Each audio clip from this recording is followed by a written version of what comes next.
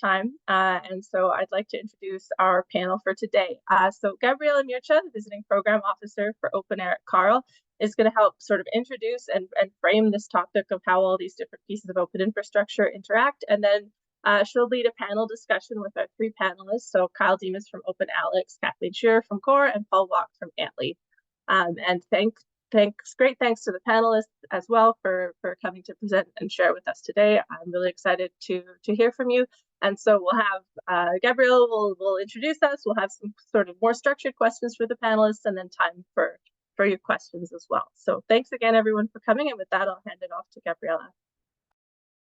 Thank you very much, Emily. I'll start by putting a link to my slides in the chat and sharing my screen. Oh, I think we're ready to go. Good morning, good afternoon, everyone. Thank you for joining today's session. Together, we will explore various organizations, services, initiatives, and application profiles that are part of the open infrastructure ecosystem and relevant to repository managers. The presentation will wrap up with a couple of slides on the Canadian repository context. All these organizations, services, and initiatives focus on openness. They support the widespread dissemination of research outputs across the globe to enhance visibility, usage, and impact. They support the research infrastructure by providing guidelines or tools that help in building and maintaining a robust research infrastructure. They are similar in their commitment to interoperability between different systems and platforms, and they work internationally, aiming to include as many regions and disciplines as possible, reducing barriers to access and contributing to leveling the playing field in global research. COAR, the Confederation of Open Research Repositories, stands as a cornerstone in the open access and scholarly communication landscape. As a dynamic and influential organization with over 130 members worldwide, COAR unites a diverse range of stakeholders. This slide highlights a few of COAR's initiatives. COAR's Control Vocabularies initiative is a practical tool that standardizes bibliographic metadata terms. COAR currently maintains 3 control vocabularies: access rights, resource type, and version type. COAR's comprehensive framework on recommendations and best practices is a valuable resource for enhancing the functionality and interoperability of repositories worldwide. The list of good practice recommendations includes supporting multilingual and non-English content in repositories, which offers 15 guidelines for digital repositories to enhance content, visibility, discovery, and reuse through comprehensive language management. OpenAIRE is an European-based initiative that aims to support the open access and sharing of research outputs. In total, they offer 16 services that belong to different portfolios. This slide showcases several services, among which some may be familiar. OpenAIRE serves as a gateway service inviting data providers to connect scholarly content with OpenAIRE. It offers integration support and sub-services like validation, registration, and metadata enrichment. Explore is an AI-driven search engine that integrates content from all their sources. Zenodo serves as a universal repository. The broker service enables content providers to enhance and enrich the metadata of their scholarly works by incorporating information from OpenAIRE. And OpenAIRE Monitor is a service that generates detailed monitoring metrics for research activities aimed at funders. Our Research is a non-profit organization. They develop tools and resources aimed at advancing openness, transparency, and accessibility in scholarly communication. Some of their notable projects include Unpaywall, Unsub, and OpenAlex, among others. These tools are widely used by millions of individuals, institutions, and organizations worldwide. OpenAlex provides a comprehensive data set of scholarly works and their connections. It covers various types of research outputs like articles, books, data sets, and tracks relationships between them, including authors, journals, and citations. OpenAlex serves as an open alternative to paywall knowledge databases such as Scopus and Web of Science, emphasizing inclusivity, affordability, and availability. COAR is a community-governed service that hosts a vast database of the world's scholarly literature, including what they think it is the full-text open access research, the largest full-text collection of open access research papers. It supports the open access mission by improving the discoverability and usage of academic content stored in repositories and journals. Repository managers can access the COAR dashboard, which provides various tools for managing repositories, enhancing content, and assessing metadata quality. The dashboard acts as a central hub for COAR product providers. OA Works is a non-profit organization dedicated to making open access to scholarly publications easy and equitable.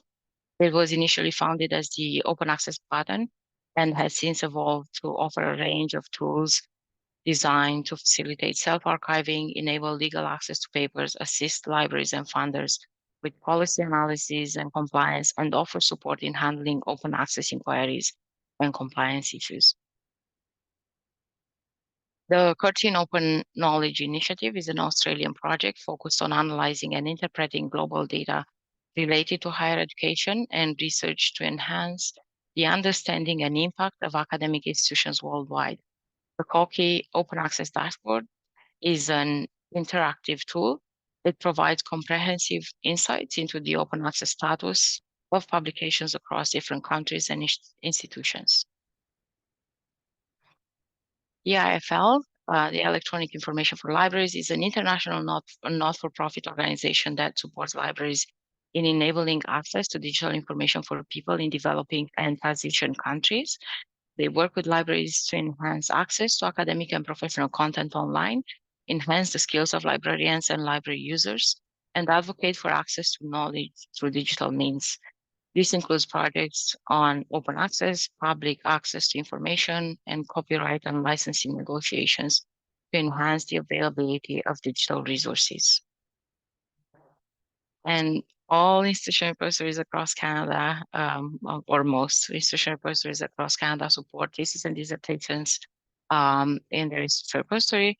The Network Library of Thesis and Dissertation is an international organization that plays a crucial role in academic and research circles by promoting a wide-scale adoption of electronic thesis and dissertations. Initially was named the National Digital Library of Thesis and Dissertations, and the name changed as they evolved, the scope evolved. And with that, we're moving into application profiles. And an application profile refers to a structured description of how metadata elements are used to meet the specific requirements of a particular application or a community. Application profiles typically specify which metadata elements are required, recommended, or optional, as well as any control vocabularies, encoded schemes, or formatting rules to be used. They help ensure consistency and interoperability between different systems. OpenAIRE literature repository guidelines serve as an application profile intended for research institutions to enhance the visibility of their scholarly works within the OpenAIRE infrastructure. Implementing these guidelines facilitates the discovery and use of value-added services through OpenAIRE portal. I would like to draw your attention to the Canadian Light OpenAIRE literature repository guidelines, which is a selection of elements from the OpenAIRE guidelines. It was prepared by the CARL Open Repository Working Group with the aim to identify and recommend a set of elements from the OpenAIRE guidelines that can be implemented in all software platforms in use for repositories in Canada, and provide some guidance on how to use and standardize elements for Canadian institutions. REOX is an application profile developed for institutional repositories, initially designed to meet the requirements of Research Council's UK. It has become useful for sharing metadata across repositories and network services like large-scale aggregators. REOX standardizes metadata related to identifiers of scholarly output, people, organizations, research funders, and project plans, facilitating the tracking of open access research publications. The system was created by one of our panelists, today, Paul Wack and Sheridan Brown in 2013. Moving into the Canadian repository context, we cannot talk about open infrastructure without mentioning Scholaris, which is a national shared repository service managed by COAR's portal and developed by the Canadian Association of Research Libraries, the Ontario Council of University Libraries, and University of Toronto Libraries in collaboration with the Shared Repository Infrastructure Advisory Committee. Scholaris supports the Canadian institutional repositories by offering a scalable infrastructure, technical expertise, and a community-driven platform. Using DSpace, Scholaris helps repository administrators and library staff by managing the technological aspects, allowing them to focus on advancing scholarship and increasing the visibility of Canadian research. I know I'm a bit late on time. I only have one more slide. So two expert groups were formed, the Scholaris Metadata and Discovery Expert Group and the Scholaris Electronic Thesis and Dissertation Expert Group. These groups will play a pivotal role in lending expertise and support to the fundamental segments of the project and helping shape the national infrastructure service. And lastly, I'm happy to share with you today a report and a guide that came after the work of the OpenAIRE task group. We investigated how well Canadian academic content is indexed in international discovery services, and we're now happy to share with the community the report and a guide, and you can find the links in the slides. And with that, I'm going to stop sharing my screen. And I'm going to invite the panelists to introduce themselves with a broad overview of what they do and explain how their role connects with institutional repositories. Kathleen, would you like to start? Sure. Thanks, you. Gabriela. I noticed your name wasn't on the slide as one of the authors for that report, but I think you are also one of the authors as well. So I'm the executive director of COAR, which, as Gabriela said, is the Confederation of Open Access Repositories. And COAR is an international association that was launched in 2009, and we actually grew out of a European project to create a network of repositories in Europe. And at the end of that project, the people who were involved said, well, actually, research is global and we really need to connect repositories worldwide, not just in Europe. And so they launched COAR. And we're really fundamentally about trying to ensure widespread interoperability across repositories at the global level. So we have 130 members who sort of are the institutions that want to be very active in defining good practices and so on. But our vision and our mission really is to serve all repositories in the ecosystem to ensure there's interoperability. And I think this interoperability is very important because as we published in a report in 2011, like the real value of repositories is when they are networked and when we can start to build value-added services on top. So I don't know if you want me to go farther now or if I should turn it over to the other panelists and then we can get into more of the nitty-gritty details in the next section. You can have like up to 5 minutes to sort of introduce. Okay, I wasn't sure if it was 5 minutes for all of us or you're for. Good. Okay. Thank you, Kathleen. Sorry for not making it. No worries. So, I mean, I think from my perspective, repositories exist in an ecosystem, a broader ecosystem. Obviously, some of that ecosystem has open infrastructure. Some of the other infrastructures are open. Some of them are closed, private companies and so on. So we must navigate that quite a complex ecosystem, I would say. Obviously, we promote open infrastructure, but there are also a lot of repositories that are using proprietary systems, so maybe wouldn't be considered truly open infrastructures, but they are still part of our global community.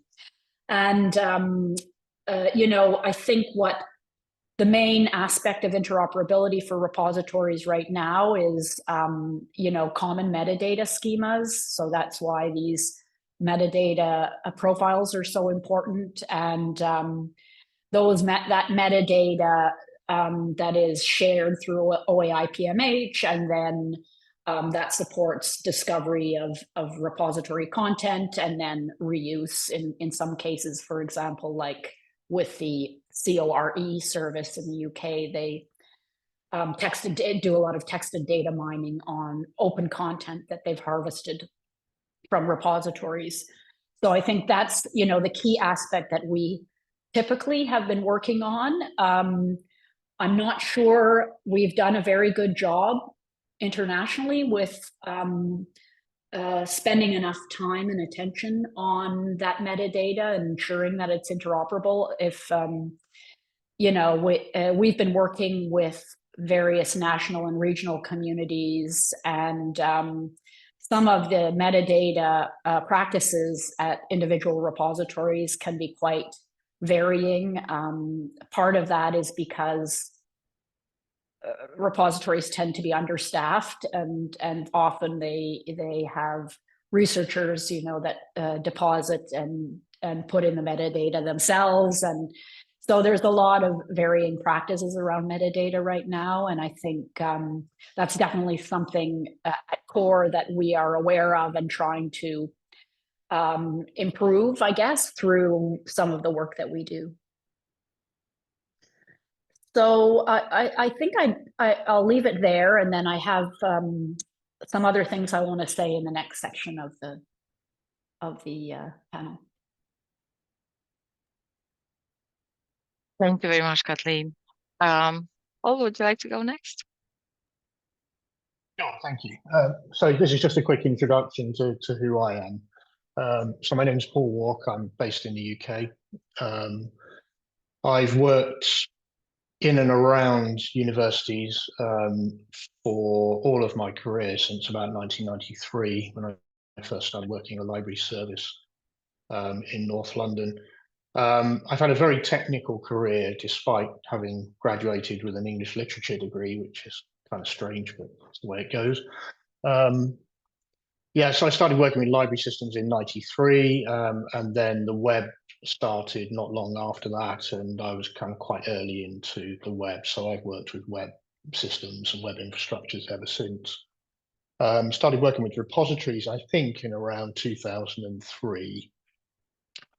Which I think was a year or two after ePrint started in Southampton University. After a while, I moved from working in university services to working with national infrastructure in the UK, and in a to a lesser extent, international infrastructure. So I did a lot of work funded by JISC in the UK, for example, around national services and working with international groups such as the International DOI Foundation, those kinds of standards-based groups. In 2017, I finally left the University of Edinburgh, which was the last university I worked for, and started my own company, Antleaf. And since then, I've been providing technical consultancy and repository development services and related development services to a variety of clients. Strangely, almost never in the UK. I seem to only operate in Japan and the US and other parts of Europe, so far at least. I've worked on metadata standards quite intensively in the past, and I was one of, as Gabriela said, I'm one of the co-founders of Reox, and I've been working more recently on a new version of Reox, which we've just released, which I will talk about in a minute a little bit. One of the substantial clients I have is COAR, as in Kathleen Shearer's COAR, where I've been providing technical consultancy and development and general technical support, I guess, for, I can't remember how long now, a few years. And so that's been fantastic, really interesting. And we've developed all kinds of things, such as the next generation repositories, resources, core vocabularies, the core notify protocol more recently, which I'll mention in a minute.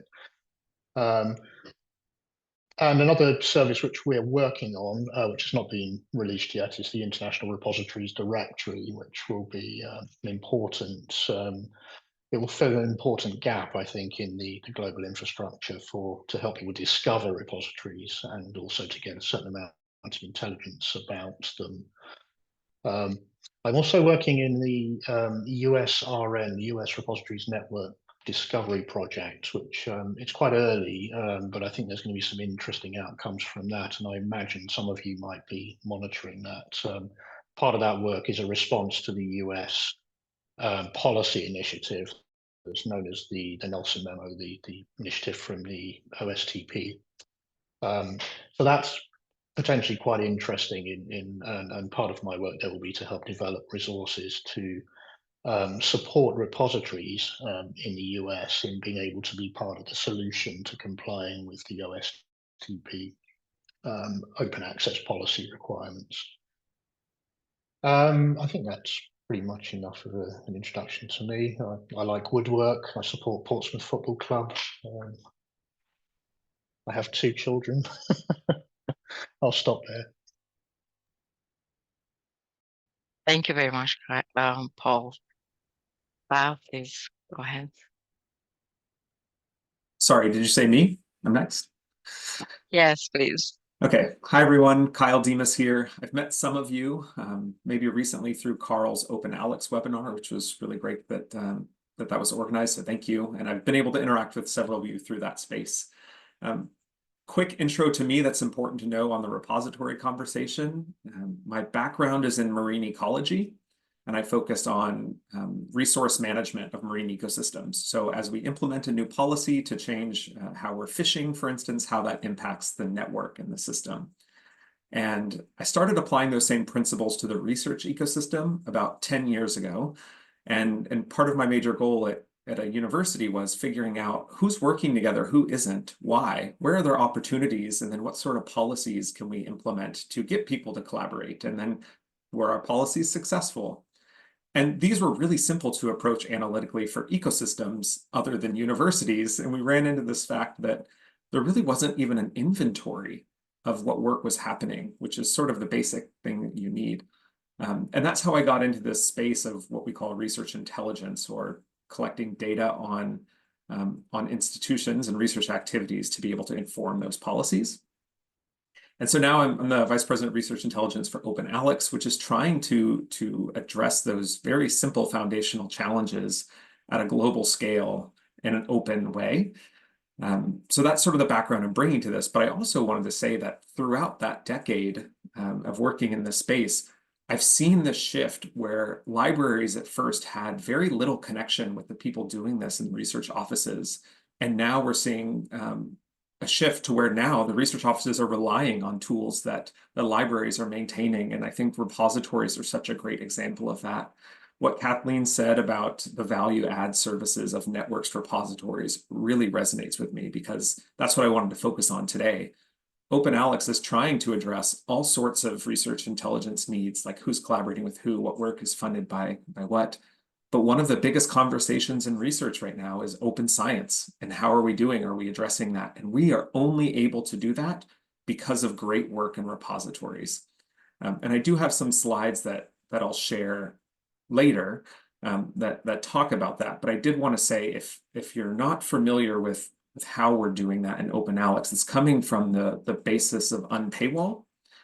And I think a lot of people know unpaywall. I see a couple of nods, but just really quickly, the idea here is that if you go to a website, I have this on my browser. I think there's hundreds of thousands or maybe millions of people who have this app now.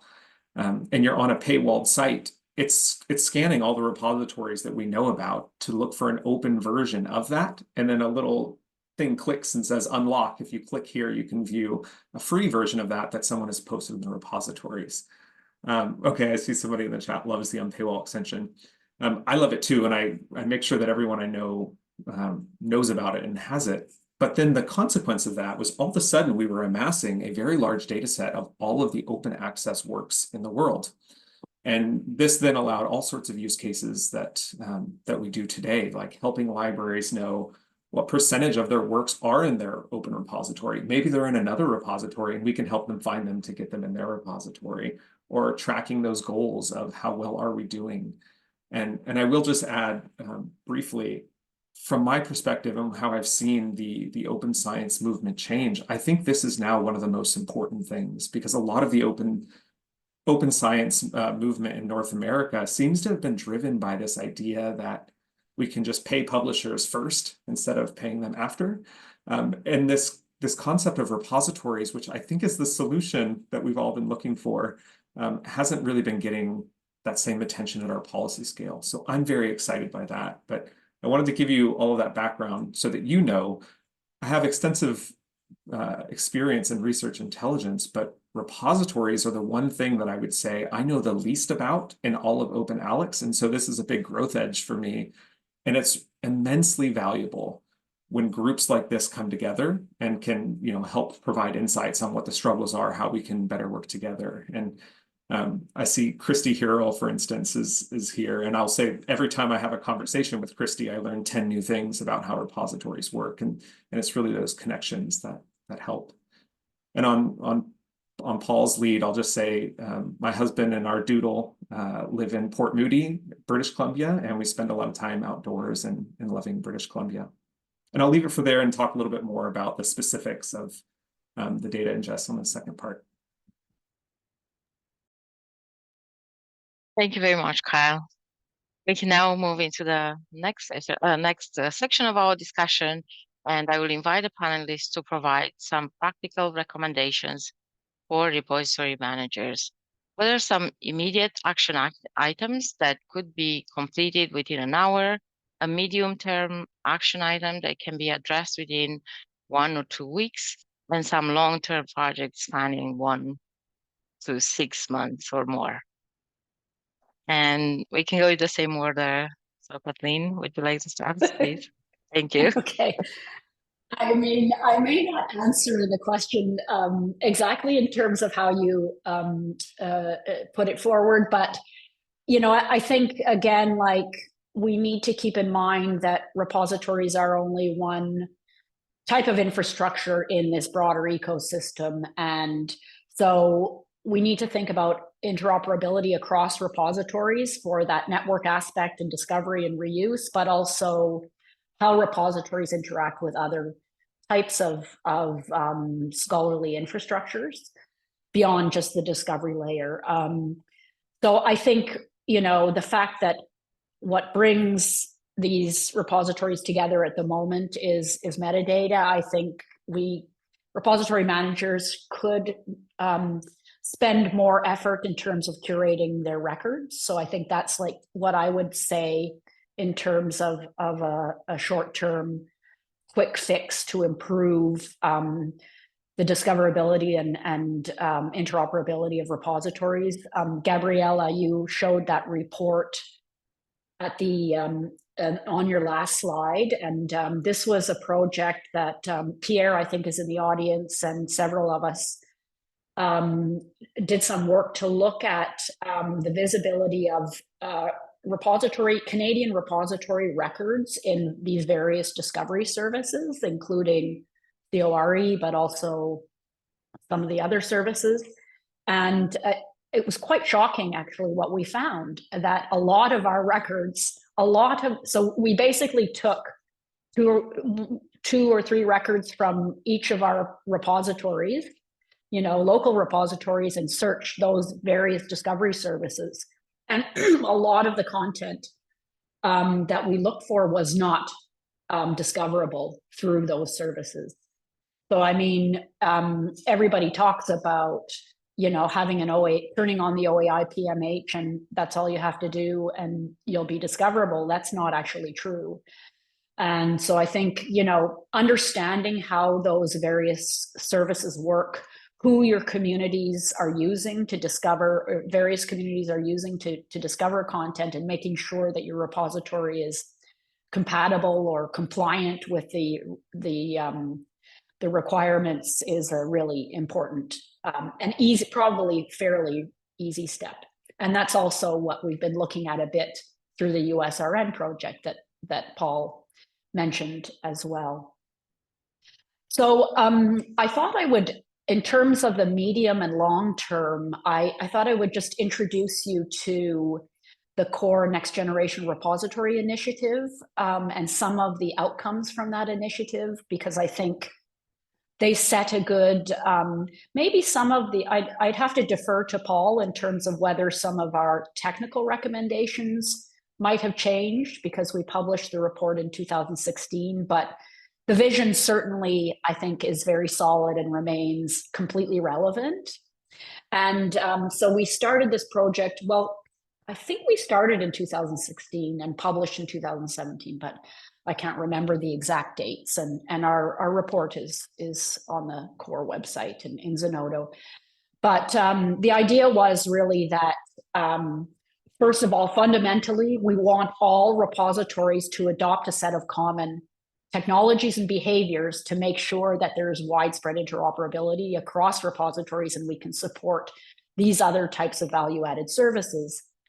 But also that current repositories were really lacking in terms of the technology. Their technology was becoming out of date, and we really needed to, what we didn't want was repositories adopting different types of technologies or behaviors in different regions or different platforms, because then again, we lose that aspect of interoperability. So we brought together this international group, and Paul was critical participant, contributor to the discussion. And it was about 1.5 years of work, actually. We identified a number of use cases. It was really very valuable work, I think. So we identified like what will be the role of repositories in the future? Where do we see repositories going?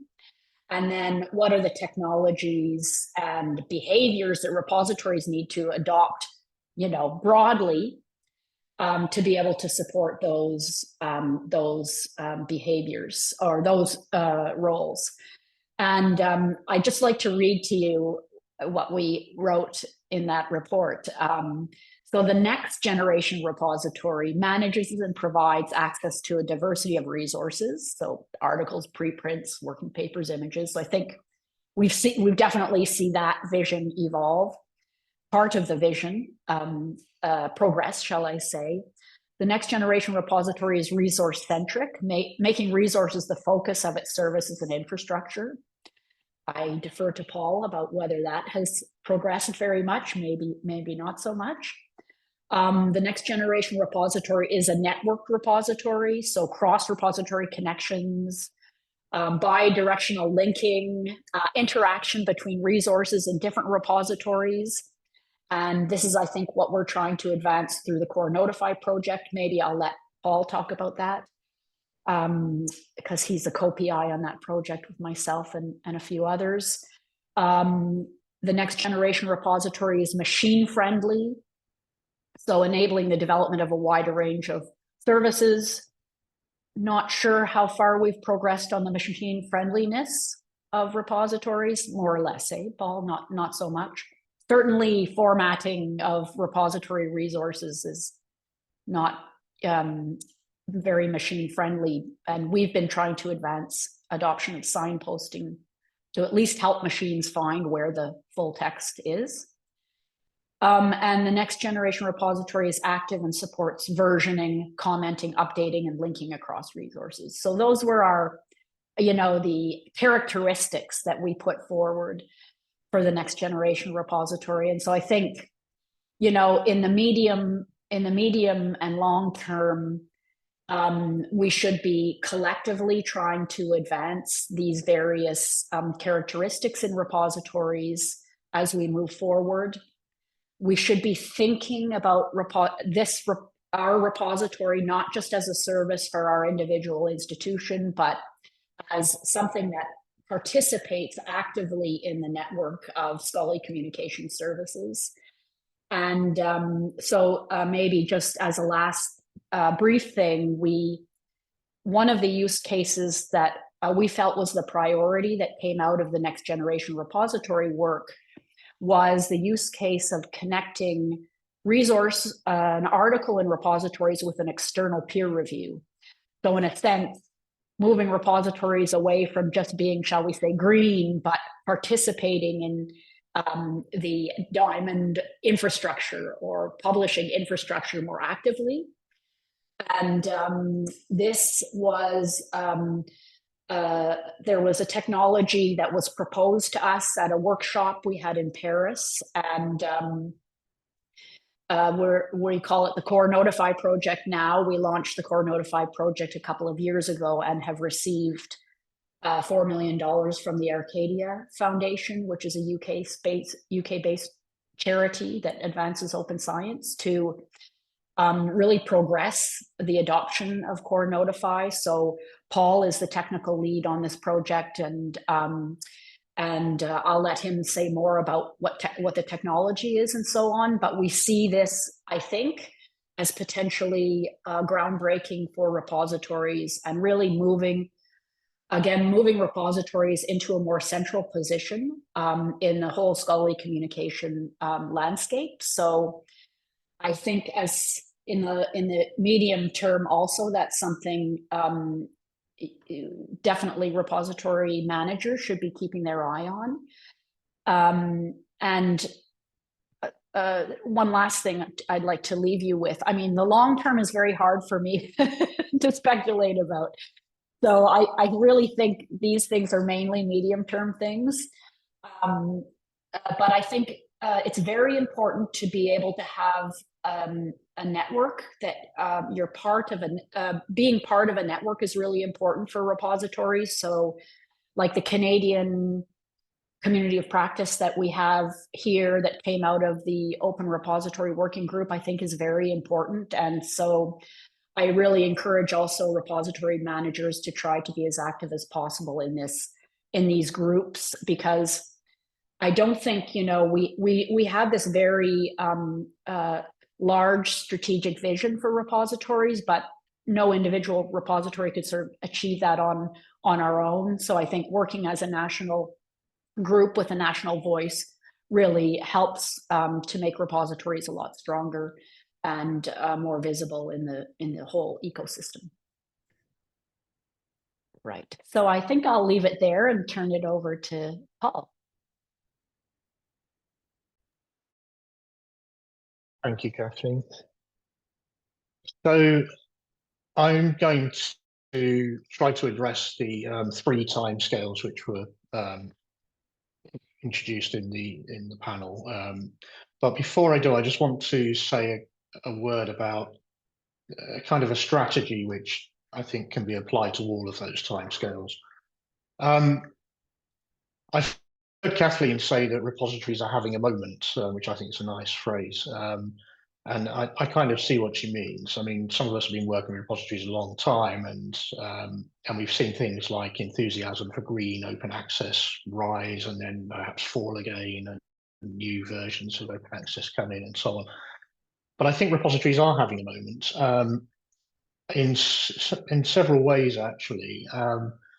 And without going into the sort of the history of how we've got here, let's just accept that repositories are kind of interesting again and potentially important to institutions and to the wider infrastructure. So what I think I want to say before I sort of talk about some more pragmatic things is that there is a general strategy we should be thinking about here, which is ensuring that our repositories are functioning nodes in the global infrastructure, that they're actually part of that infrastructure, rather than being a sort of destination website for people in the institution to find the things that they've deposited there, and paying some lip service to metadata and so on. We need to make sure that they are actually a functioning part of this infrastructure. That's what open science is going to be about. It already is, and increasingly that's the case. So what that means is that I mean, we've all heard the term machine readable. It means that your repository needs to be a machine readable system. It's not, it will fail if it's a largely human readable system with bits and pieces of machine readable metadata in it. And some of the less advanced repository systems really are that, you know, they're not machine readable as a system. And I think at the risk of introducing another sort of jargon term, I would like to focus on the idea of being machine navigable. That is to say, if a software process is given the URL to your repository, to a resource in your repository, it should be able to automatically find the machine readable metadata that's relevant to that thing. It should be able to find the PDF if it's a preprint. It should be able to find related resources without a human having to look at a web page and figure out where the link is and then put that into their system. That's what I think it means to be open in the sort of global infrastructure for open science. And if repositories aren't able to function at least at that level, then they will be bypassed eventually.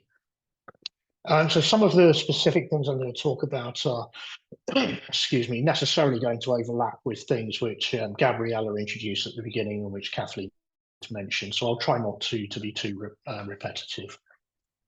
So the first timescale was the immediate timescale. You know, what can you do if you've got an afternoon free, a couple of hours, that sort of level of effort. So I've interpreted this to mean it either involves no technical development whatsoever, or I've included it because it's so urgent you just need to do it anyway, even if it does require a little bit of technical intervention.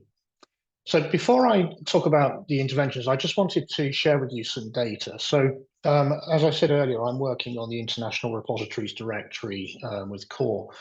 And one of the things I've done there is, in the process of looking at this, is to look at the available directories of repositories, because there are some out there in the world. The one you may be familiar with is called OpenDoor, which is run by JISC in the UK. OpenDoor has said that JISC has said that it doesn't want to commit to supporting sort of international concerns anymore. It wants to really focus it on the UK repository priorities. So that's part of the reason we're developing an international supported directory. But it is interesting to look at the data which OpenDoor has collected over the years. So OpenDoor currently has 90 records for Canadian repositories. That is to say, a repository which is seen as being owned by a Canadian institution. And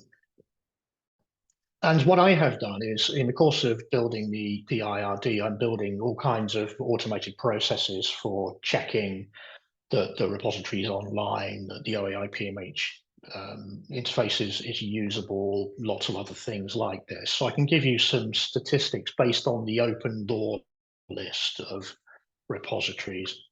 So of the 90, 75 of them have a URL which works. So that's 83% of them. So 17% of the Canadian repositories listed in OpenDoor, you can't even get to the home page. You can't find it. It's that way. 63 of them have an OAI PMH URL, so that's about 70%. 43 of them have a functioning OAI PMH interface, so that's less than half, that's 48%. And if you compare that with all of the records in OpenDoor, so sort of compare that with a benchmark of everything that OpenDoor knows about from all over the world, Canada does slightly better with the having an OAI PMH URL, but slightly worse with them actually working. It's not much in it, so you're kind of fairly average, but slightly below the average. So I hope this isn't rude. I just want to give you a sense of the scale of the problem, and there is a problem, and it's a problem across the world, which is that the most prominent directory of repositories has data which is, in terms of OAI PMH usability, is showing that 50% more or less of the repositories in the world are not functioning in that on that level. So that's the data I wanted to introduce before I make some sort of pragmatic recommendations. So the first pragmatic recommendations to do in the very short term is just make sure that your basic interfaces are working. Now, it is really common for repositories to move to different systems, for universities to replace one system with another. I'm sure that many of you will have been through that process or seen it happen. That often means that the URLs are broken, and it's often a very simple matter to put in a redirect so that the people can continue to find the repository with the URL that they bookmarked with the previous system. But it's slightly, startling how little that actually happens. So I'm looking also at just how many systems are using redirects, and the answer is not so many. The same for OAI-PMH. If you've changed system, then the OAI-PMH URL would have changed. And that means that all of the aggregators, like the things that Gabriela was mentioning at the beginning, all of those systems which rely on OAI-PMH to get some metadata from your repository, they're all broken immediately. They're not broken, but your repository is not represented in those indexes straight away. And this is very easy to check, and something you could check and possibly fix in an afternoon. And I'm going to share with you some sort of one specific example of one Canadian university, which I'm really hoping isn't represented on this call, because I'm not going to be rude, but I am going to be personal about it, I suppose. The other thing is indexing. This is something which is often overlooked completely. I mean, the first two things I've mentioned are, I would hope, fairly obvious, but indexes require, if they're well-behaved indexes, then they will be looking for something called a robots.txt file on your repository system or your website or wherever it is. And those are really frequently badly configured. So they're set up to prevent anybody from index or to dissuade people from indexing the content. And what happens then is that the well-behaved indexers don't index the content in the repository, and the badly behaved indexers do. And some of you will be aware of recent examples of what looked like denial of service attacks coming from a particular indexer in a country which I won't name, but that's something else to pay attention to. And again, that can be checked very easily and very quickly. So the other thing I think in the immediate term is, so I'm slightly, I'm interpreting this in a slightly flexible way. So this is not something which can be done immediately, but it's something which would only take an hour, and that is to register in the International Directory of Repositories, or make sure that your record in there is correct once that is available, but it's not available yet. So you can't do this immediately, but when it is available, you will be able to do it very quickly. And we are working hard to make that as user-friendly as possible. I wanted to, as I said, I was going to pick on one particular Canadian repository. It was just one I picked at random, just to sort of illustrate this issue. So the repository is called the Thompson Rivers University repository, and they have a perfectly good functioning repository based on an island DORA. But Open Door thinks they have a repository based on a completely different platform. They think it's running on Digital Commons. And so they have a URL for the repository, which is a Digital Commons URL, and they have an OAI-PMH URL, which is also for Digital Commons.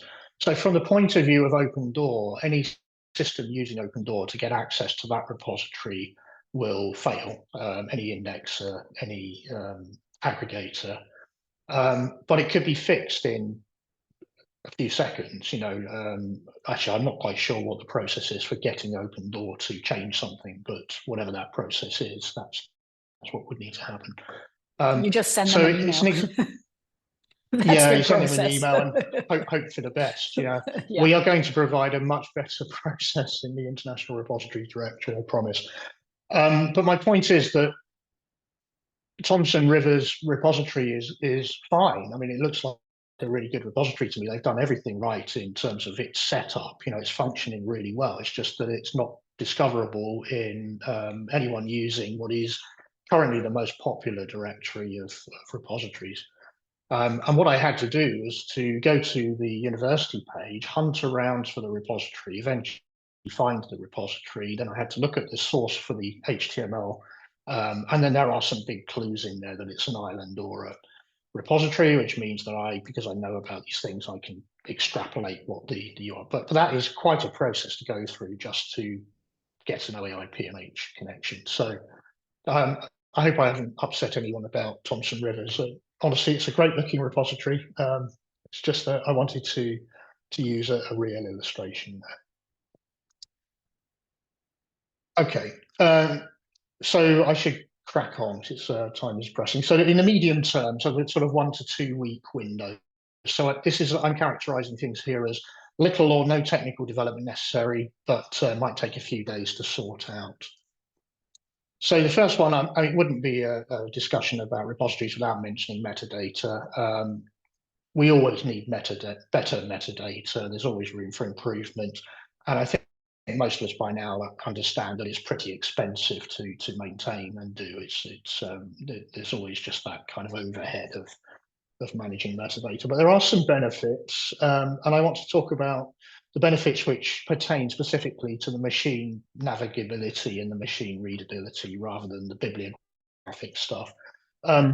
So I think a good metadata record does include bibliographic metadata, obviously, and it needs enough for someone to be able to form a citation and to unambiguously identify the thing which is being described in the metadata. We also need to include license metadata, and this is where the situation is pretty poor across repositories in general. The license metadata needs to be enough to allow a person or a software process to immediately know what it can legally do with that resource. So the license needs to be a machine, not a machine readable license. I don't mean that the license itself needs to be machine readable. There are some initiatives to do that, but that's just kind of overkill in my view. But we need to use URIs to identify licenses so that the processes can recognize those and know exactly what they can do with those. So you want to be using URIs for licenses in a way where those URIs can be discovered automatically, and ideally using URIs which are well known. So well-known licensing, try not to invent new licenses.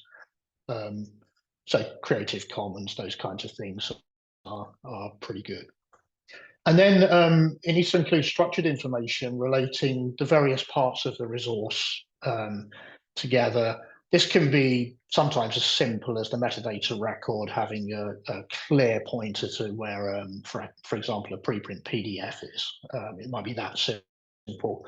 If it's a case of more sophisticated repositories showing resources which have related data sets and so on, then you need a more sophisticated way of relating those things together. And I'm happy to say that there is a metadata profile which has already been mentioned called REOX, which has been designed. There's a version 3 now, which is completely different to the previous versions. It's been redesigned from the ground up to solve 2 problems. It solves the problem I've just described. It should allow you to do all of those things. And it also includes ways of describing the funding and project-related information for that resource, which is satisfying a demand which is coming from lots of different places now for funders to be able to link resources to their funding streams, and then look at how policy compliant those things are, that kind of thing. So I would urge you to have a look at REOX. If you've looked at REOX in the past, then have a look, because in the last few months we've published version 3 and it is considerably more sophisticated and optimized for these 2 things. I'm going to mention persistent identifiers because it would be rude not to. everybody's fascinated by persistent identifiers, PIDs. They're just, there seems to be such an enormous amount of fear, uncertainty, and doubt around the idea of PIDs. I think what you need to really consider is that every item in your repository should have a globally unique identifier. That's a no-brainer. But the URL to the splash page is a globally unique identifier. In fact, any URL in your repository is a globally unique identifier. That's what URLs are by definition. So then the issue is, to what extent are they persistent? And the answer, honestly, you'll hear lots of stuff around PIDs. I think you need to be aware that there's an industry around PIDs now, and there's a lot of marketing hype, and there's a lot of attempts to kind of lock people into different PID systems. But the persistence of your globally unique identifier is just up to you, how persistent you want it to be and how persistent you're committed to making it. And all those other systems do in terms of persistence is they have a mechanism for allowing redirects if the URL changes. And any web server, any repository system can also do that. So I think this is important stuff, but I would really urge you to sort of think about it in just those kind of simple terms. I should mention that there are other PID systems which you can use if you don't want to use the URL to the URLs actually in the repository system, and they would include DOIs. Handle ARC is a good alternative to DOI if you don't want to be locked into that particular system. And there's also the OAI ID idea from the COAR service, CORE COAR service, which is to use the OAI PMH identifiers, which you already have in your repository as a persistent identifier.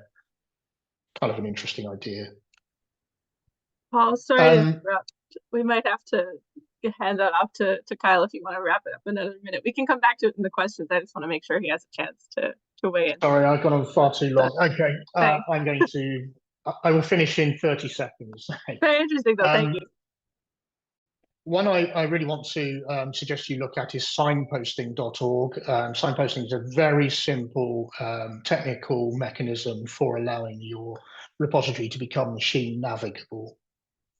So definitely have a look at that.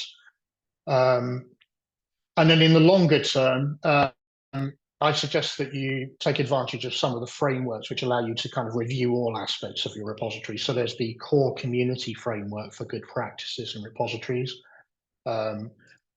And finally, COAR Notify. We haven't got time to talk and describe COAR Notify, but the point of COAR Notify is it's a protocol which is being, which we have developed and which is being adopted by repository platforms right now, being adopted by some services, and it's designed to allow a very lightweight, asynchronous, distributed way of communicating basic information between repositories and services. So services such as peer review services, open review services, overlay journals, archiving services, that kind of thing. And there are already some existing services. The final thing in the long term, I think this is just a sentence really, but we need, and I don't mean this is something that you need to adopt. I think we as a community need to figure out how to make our content machine readable. And we should bear in mind that the publishers are doing a better job of this than we are, because they're taking Word documents and turning them into JAX XML, and we are taking PDFs into our repositories, and you can't do much with PDFs in terms of machine readability. It's much, much harder. So we as a community need to figure this out. It's a big challenge for us in the long term. Anyway, I'm sorry I went over time. I'll stop there. Thank you. Thank you, Paul and Kathleen. That was fantastic. And I'm going to dovetail on a lot of that, which is nice because we didn't pre-coordinate. But Paul, I did want to say, I don't think you should ever feel bad about finding problems with repositories and letting people know, because I find we spend a lot of investigatory time trying to figure out why is this one repository not working. So when you find those links, I bet people are stoked to know that because that's an easy fix, right? Okay, good. Emily's repeating. Okay, I am just going to share. I've got a couple of slides, and I'll make these available, of course, but to help guide some of this conversation. Can someone just let me know if you see my slides? Okay, Emily's giving me thumbs up. Okay, so the first few were just the introduction on research intelligence, which I'm going to go past, but I do want to go straight to some of the specifics. And if you haven't seen this before, this is the data ingestion model for OpenALEX. And the reason I want to start with this is because this can help identify those discrete points of what you can do to sort of like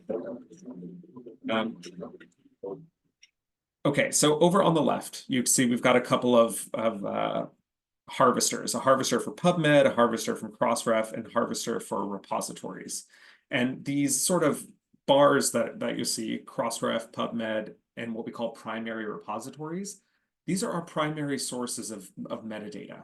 So basically, we're constantly looking at those to figure out if a new work has been created. And then if it has, we ingest it to OpenALEX. Then we try and figure out if that's actually another version of something that exists, and we try and do disambiguation. But this is where we're getting the bulk of our information from. Then you have this list of other repositories. Oh, and I should say at the bottom, there's an asterisk here to say we're currently ingesting DataCite. That's happening right now. It's propagating through the system, but that's something we're very excited about. And we're constantly adding these new repositories. But these primary ones, we can really only do when they're at a scale that is so large that it impacts the whole world. And you see HAL is on here. HAL is a great example of the French government had done a lot of collaborating and sort of coordinating to have one sort of standard that works for all of France. So we can ingest that. It becomes very difficult to use each individual institution's repository as a primary source. So we have those primary sources, but then we go and scan every other repository we know for that work to figure out if there's an open access version somewhere. And that's how Unpaywall is working, but that's also how OpenALEX is working. And that's how we're trying to find these PDFs if they're available to know if something is open. And so I did want to say that because I'm going to reiterate what Paul was saying and Kathleen as well, is that at the volume we're working at right now, we have 250 million works and 130,000 different repositories that we're scanning. It has to be machine readable. There's no version of this that works with human work. And so I did talk about Unpaywall, so I'm not going to do that yet. But I did want to say specifically what we're doing is trying to figure out in this new work that was created, does it exist in a repository somewhere? And is there a link to the PDF? And is there information on the license? So Paul, I was happy for you to say that as well. When we go into these repositories, we find incredible amounts of information, but really we're rapidly scanning for a link to the landing page, a link to a PDF, and license terms. And I asked our tech team, of the most common things that you get reported errors, what are those issues? And they said, people don't understand that really we're doing a very simple task here. And if we can't do that in a machine readable way, it breaks down. Finding out why it's breaking down is very complex, but we can do that by an individual person trying to follow that link of this work in this repository, and here's the link, and trying to figure out where that's happening. So some guidelines we've been given. So if we match by DOI, if a DOI is there, it's a perfect match, it's fantastic, done. If a DOI isn't there for a record, we don't stop there because lots of records don't have DOIs, but then we have to match based on the title and author. And usually if there's at least one author in the metadata record and there's the title, we're able to do it. But a quick point here to say DOI is the easiest way to make sure these are matching. And one of the challenges I've noticed working with Canadian institutions, and it's not just Canadian, it's around the world, I should have specified that. We did this project where we were trying to match what works we have in OpenALEX and then what works are in repositories. So people were sending the exports of the repository metadata. And the DOI tag, it was interesting to hear Paul's percentage. I think it was 17 or something. I wrote that down for curating records. But the DOI field was often broken, or there were typos in it, or there'd be random words inserted within the DOI, or the DOI would be in a different field and something else like an abstract would be in the DOI field.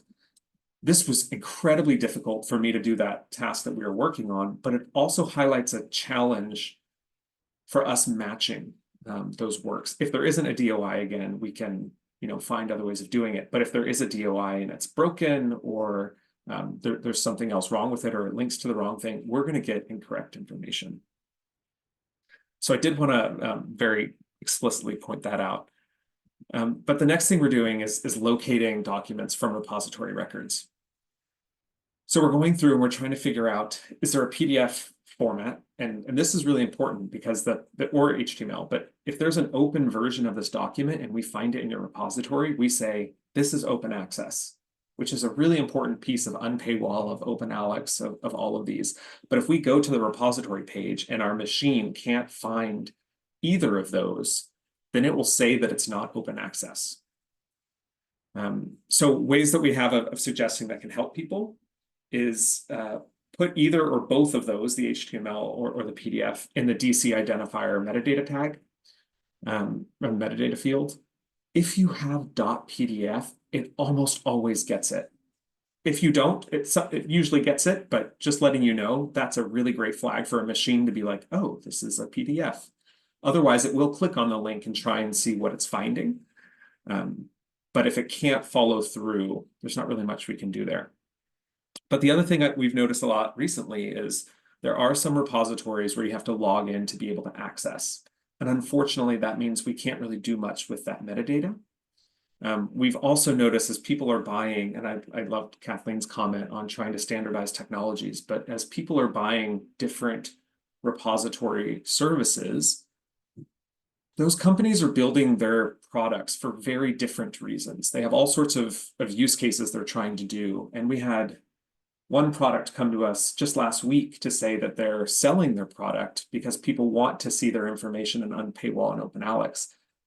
But they didn't build it in a way that we could do that. So now they're coming to us to figure out how they can make their product work to get it. And it's really as simple as we just need to be able to find the DOI and PDF link, which all of that's online. But just a point to say that, to keep in mind, when you do buy these different technologies, they have different things that they're trying to do. Just like we have one very specific use case we're using for the institutional repositories, but there's many for there.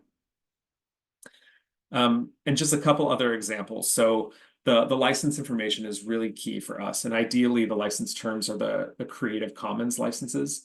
And they're not something that has been handwritten, but it's a persistent identifier to the types of licenses that do exist. So to give you an example, this is sort of the way that we recommend you do it. And there's a DC rights column, or metadata field. So this is a great place to put that. But you can see these are sort of the two standards. So creativecommons.org/licenses/by/4.0 or CC by NC. So if we see either of those, we can get that. And when we first started doing this, the license information had a couple of use cases, but it wasn't something that everyone was looking into. Most libraries are telling us they now want the ability to do analyses by license type. So this is now becoming something that's really important to libraries, but we can only get it if the repositories are doing a good job of standardizing that data. So I just put at the bottom, we do, if we don't find either of those, still try and do analyses to figure out if we can infer the license type based on a statement that was included. And sometimes we can do this because enough of them have come through that it's pretty easy to train that. But other times we just can't. So really recommend doing that. So my suggestions now, because I haven't done that yet for the short term, medium, and long term. Short term is check your metadata. I know everyone says this, and I know it's a pain in the butt, but we've created a situation now where people are going to repositories as a source of truth for metadata about something to find it. And this includes both proprietary and open infrastructure. So if it's curated at the source, it propagates through the entire ecosystem. We're no longer just focusing on, curating data in a proprietary system. We're curating it at the source to benefit everything. So it really is valuable. But if you can go through your metadata and check completeness and accuracy of DOI, URL, PDF, and license fields, that's the golden of everything that we use at OpenALEX at the moment. Medium term, I say, is an audit of works from your repository. So what is making it into open infrastructures and what isn't? And then we can start asking why. And the flip side, which of your works are we finding in other repositories, but we're not finding in yours? And how can we help you get them into that? So that's the type of thing that we can start doing, but it takes a little bit more time than just looking at the accuracy. And then longer term, I put in brackets, this is already happening because I think that's exactly what this group is trying to do, is to work collaboratively to build this community of practice that can share knowledge and align on metadata standards. I work globally, and some countries have one national government that coordinates all this for their universities. Things get complex in Canada. We have different provincial jurisdictions and federal jurisdictions and universities within those. And so we have more systems than we have provinces. And that does create a complexity, but it's also a really great opportunity for everyone to come together, decide what those standards are, and sort of push them up the chain. And I'll stop there. I see there's a bunch of chat questions, and I know we'll have time for a Q&A, but thank you.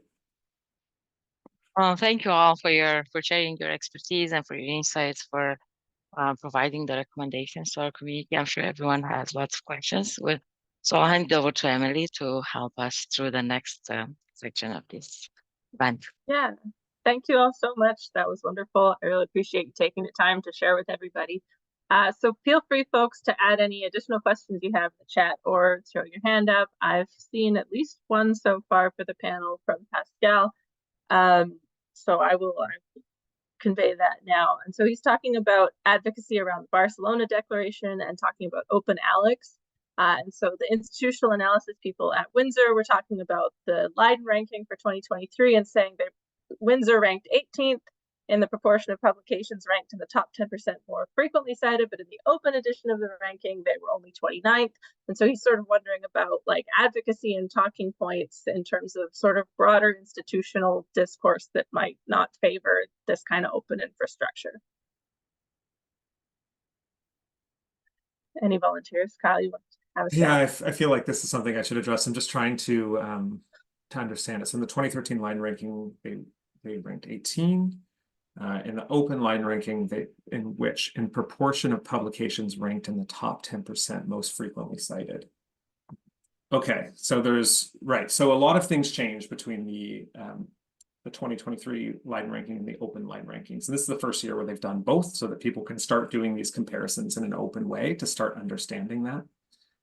And that's a big part of, I think, why they were moving to open, is that a lot of these discrepancies do already exist across the different ranking systems, but because they're proprietary, you can't start analyzing them.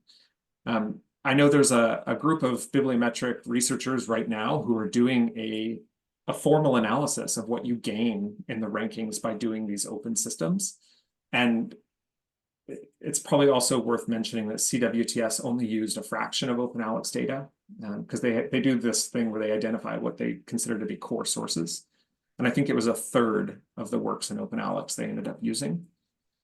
So all that to say, I think CWTS adopting this open system was about allowing people to start doing that type of advocacy so that people can start drilling into what are the changes when you use open infrastructure. And I can say in Canada generally, if you go to their dashboard where you compare the current rankings to the new open rankings, you can filter by country and things like that to see how things change. And there's a massive shift towards social science and humanities because a lot of that is not included in the other rankings and those are going to change things. Some institutions that have more social science and humanities are going to start doing better, and some of the ones who don't proportionally have more are going to start falling. So we are going to see shifts in that. But I think what we don't have an understanding of yet is what is the driver of all of those shifts at the same time? Because there are a lot of different things going on. So what advocacy and talking point strategies might offer in reaction? So I guess, Pascal, to answer your point is, it's completely disruptive to do this in an open way. And we're including a lot of things that don't get included in traditional rankings that people have complained about for a long time. And we don't yet understand that. But because we're shifting to open, people can start doing those analyses. And it's not just CWTS saying what's right or OpenALEX saying what's right, but anyone can start drilling in on those. So I hope that's helpful, but other panelists, if you want to comment on that, please do. Well, I'm glad you answered that question because I was struggling to provide a relevant response, because I think, you know, most of these rankings are based on incomplete data. So if you just try to chase the rankings, then you're, you know, in a way favoring the large commercial publishers indexes and so on. And that's kind of the way we want to sort of move away from that. But, you know, on the other hand, the rankings aren't going to go away anytime soon. So we have to live with them. And I think it's a good first step, Kyle, like to be moving to a more open system. But I guess we need to work with those systems to make sure that they're as inclusive as possible with, you know, the entire corpus of research outputs that are being produced everywhere. We have another couple of OpenAIRE related questions here from Priscilla, so maybe I'll post these together and you can answer your favorite part. So first, she's saying, I was wondering what the progress was with OpenAIRE in Canada. Do any of the panelists know if it's being used by the tri-agencies? And then relatedly, sort of, what is the relationship between like using the DC rights field versus the OpenAIRE field for licenses, and how will that affect the harvesting of those licenses? And, yeah. I can probably answer the first question because I'm part of that OpenAIRE group, and I have been from the beginning. And actually, it was me that sort of brokered the relationship initially with the Canadian Open Repository Working Group and OpenAIRE. The tri-agencies, we had some engagement with the tri-agencies around OpenAIRE. Initially, when we started the project, there was a lot of content missing, Canadian content missing, using the, you know, the OpenAIRE dashboards and so on. So we worked with OpenAIRE actually to try to make it more comprehensive of, you know, the Canadian research outputs. So I think it's okay now, but from the tri-agency perspective, they're reluctant to rely on one individual service. So I think they might be using OpenAIRE, but there's also using like Web of Science or Scopus. And so I think they've been talking to some other discovery services as well. So I think they try to, you know, they don't want to be, they're reluctant to use just one service because they know that every service, you know, has its limitations in terms of completeness of the records. Paul, did you want to take a stab at the second half? Remind me the second half. It's about the DC rights versus the OpenAIRE license metadata field. Sorry, did you say Paul or Kyle? Oh, Paul said he wanted to in the chat, but if you want to take no, that's great, Paul, please. Okay, sorry. Paul, yeah.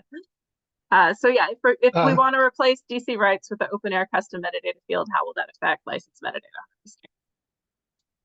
So the OpenAIRE one is mentioned, but there are actually several metadata profiles handling this in different ways. And I'm afraid to say that even the Dublin COAR approach varies.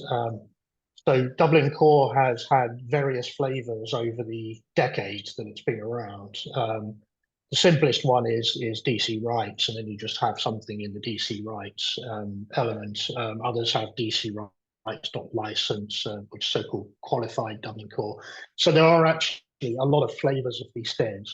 REOX has another one, which there was a standard property name developed by NISO in a project with publisher input some years ago, and they came up with license ref. So that's what we use in REOX.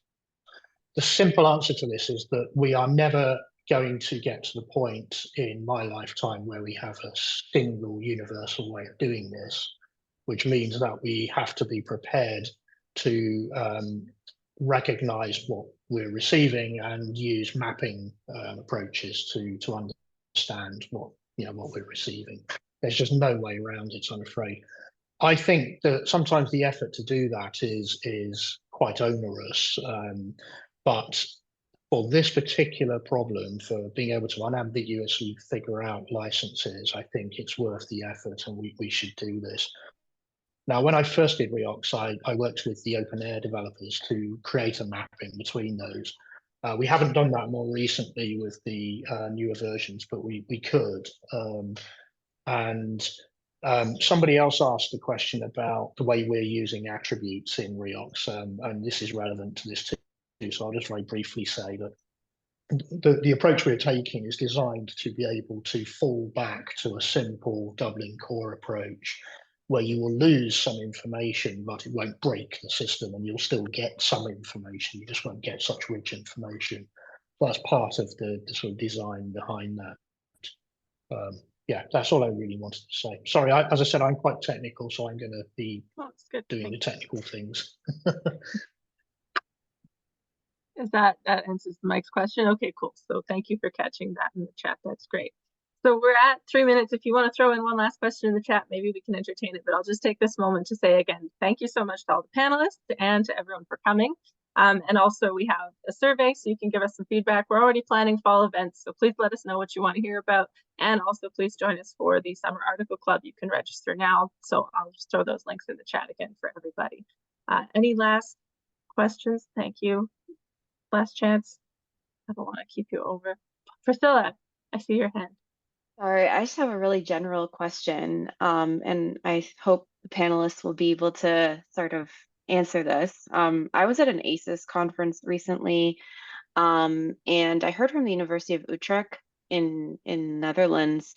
They took a really big kind of open science leap, and now they're only using their repository for kind of ETD hosting, I guess, so electronic theses and dissertations.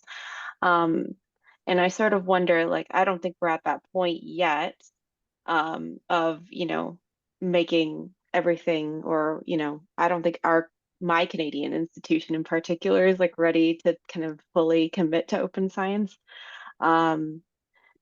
Yeah, sorry, Carolyn, I'll put the acronym in there. But I was wondering, how do you think institutional repositories will be used in the future, given, the issues with the tri-agencies happening and kind of green open access disappearing in certain ways? I think we're all kind of concerned about that. So yeah, I was just curious what the panelists' thoughts on that are. I think that's very strange that they're going all open science and then they are reducing the repository. That to me doesn't make sense at all. And where are they putting their data then?